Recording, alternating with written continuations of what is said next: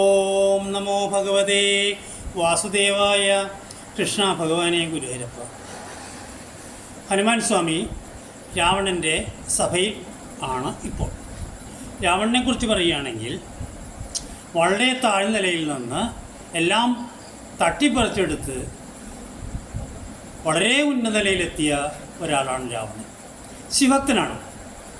ഭഗവാൻ തന്നെ സ്വന്തം കൈകൊണ്ട് കൊടുത്തതായ ശിവലിംഗമാണ് നികുംബില. അതായത് രാവണൻ്റെ കൊട്ടാരത്തിന് ഗ്രൗണ്ട് ലെവലിൽ നിന്ന് താഴെ ആവുമ്പോൾ കോൺസെൻട്രേഷൻ കിട്ടുമെന്നാണ് പറയുന്നത്. നികുംബലയിൽ സ്വന്തം ഗുരുവിനെ കൊണ്ട് പ്രതിഷ്ഠിച്ചിട്ടുണ്ട്. പക്ഷേ അതോടെ പൊടിയണിഞ്ഞു കിടക്കുകയാണ്.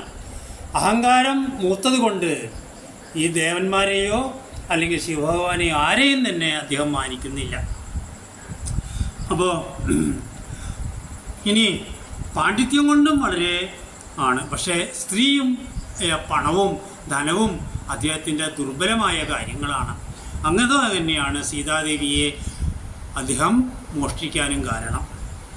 അപ്പോൾ രാവണൻ്റെ സഭയിൽ വെച്ച് ഹനുമാൻ സ്വാമി പറയുകയാണ്, ആരാണെൻ്റെ രാമൻ? വിധിഹരാദികൾക്കും തിരിയാതവൻ. ത്രിമൂർത്തികൾക്ക് പോലും ശരിക്കും മനസ്സിലാവാത്ത ആളാണ് എൻ്റെ രാമൻ. വേദാന്തവേദ്യൻ. വേദങ്ങൾക്കോ അല്ലെങ്കിൽ അതിൻ്റെ ഉപവേദങ്ങൾക്ക് പോലും തിരിച്ചറിയാൻ പറ്റാത്തവനാണ് വേദാന്തവേദ്യൻ. സകല ജഗതീമറിയമായാമയം വിഭോ സച്ചിന്മയം സത്യബോധം സനാതനം ജഡമഖില ജഗത നിത്യമറിയ നീ ജന്മമരണാദി ദുഃഖാന്വിതം. ഭഗവത്ഗീതയിൽ അർജുനനെ കർമ്മോത്സുകനാക്കാൻ വേണ്ടി ഭഗവാൻ പറയുന്നൊരു ശ്ലോകമുണ്ട്. ജാതസ്യ ഹി ധ്രുവോ മൃത്യു ധ്രുവം ജന്മതസ്യ ജ തസ്മാത് അപരിഹാരാർത്ഥേ നത്വം ശോചിതുമർഹസി. അർജുന, ജനിച്ചാൽ നിശ്ചയമായിട്ടുള്ള കാര്യം മരണമാണ്.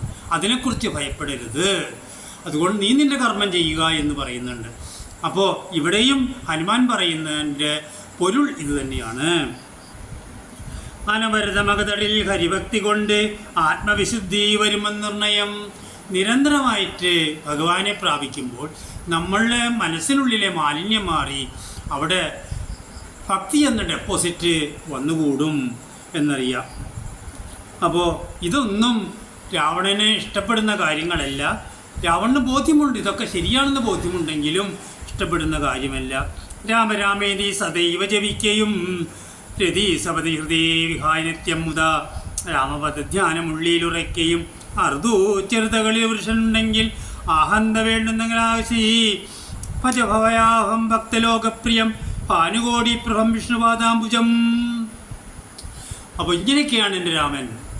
രാമരാമതി നിത്യം ജപിച്ചു കഴിഞ്ഞാൽ മരണഭയം ഇല്ലാതെയാവും. ഒരുപാട് ഗുണങ്ങൾ അവിടെയുണ്ട്. നമുക്കൊരാപത്ത് വരുമ്പോൾ ഭഗവാന്റെ സഹായമുണ്ടാവും എന്നൊക്കെ പറഞ്ഞ് മൗഢ്യങ്ങളഞ്ഞു ഭജിച്ചു കൊണ്ടിടടോ. നിന്റെ ഈ അന്ധകാരമുണ്ടല്ലോ അതങ്ങോട്ട് കളഞ്ഞ് നീ ഭഗവാനെ പ്രാപിക്കുക എന്ന് പറയുന്നുണ്ട്. അതുമാത്രമല്ല, ഈ പറയുന്നൊരു അർത്ഥമുണ്ട്. സീതയെ കൊണ്ട് ചെന്ന് രാമചന്ദ്രപ്രഭുവിൻ്റെ കാൽക്കൽ വെച്ച് മാപ്പപേക്ഷിച്ചാൽ രാമചന്ദ്രപ്രഭു നിനക്ക് അഭയം നൽകും എന്നും കൂടി അർത്ഥമുണ്ട്. പരധന കളത്ര മോഹേന നിത്യമൃത പാപമാർജിച്ചു കീഴ്പോട്ട് വീണിടല. ഇങ്ങനെ നീ അന്യൻ്റെ ഭാര്യയെ നീ കട്ടുകൊണ്ടുവന്ന് വെച്ചിരിക്കുകയാണ്. മറ്റുള്ളവരുടെ ധനം നീ മോഷ്ടിച്ചു കൊണ്ടുവന്നാണ് നീ ഇത്രമാത്രമായത്. അങ്ങനെ നീ താഴെ അന്ധകാരത്തിലേക്കാണ് പോയത് എന്ന് പറഞ്ഞുകൊണ്ട് അപ്പോൾ ഇവിടെ രാവണന് കോപം വന്നു.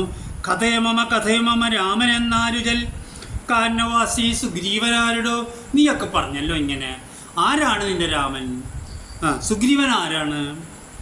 അവരെയും അനന്തരം ജാനകി തന്നെയും അത്യന്ത ദുഷ്ടനായി നിന്നെയും കൊല്ലുവൻ. ഇവരെ 3 പേരെയും 4 പേരെയും കൊല്ലാനായിട്ട് എനിക്ക് സാധിക്കും. അത് രാവണന് അറിയാം, സാധിക്കില്ല എന്നറിയാം. പട്ടാഭിഷേകം കഴിഞ്ഞതിന് ശേഷം ഒരവസരത്തിൽ രാമനും ഭക്തഹനുമാനും തമ്മിൽ ഒരു യുദ്ധമുണ്ടാവുന്നുണ്ട്. നിരായുധനായി നിന്നുകൊണ്ട് രാമമന്ത്രം മാത്രം ജപിച്ചുകൊണ്ട് രാമനെയ്ത സകല ആയുധങ്ങളെയും അമ്പിനെയും ദിവ്യാസ്ത്രങ്ങളെയും സ്വന്തം ഹൃദയത്തിൽ ഏറ്റുവാങ്ങി രണ്ടുപേരും ജയിച്ചുമില്ല, രണ്ടുപേരും പരാജയപ്പെട്ടുമില്ല. അങ്ങനത്തെ ഒരു അവസ്ഥ സംഭവിച്ച ആളാണ് ഹനുമാൻ. ആർക്കും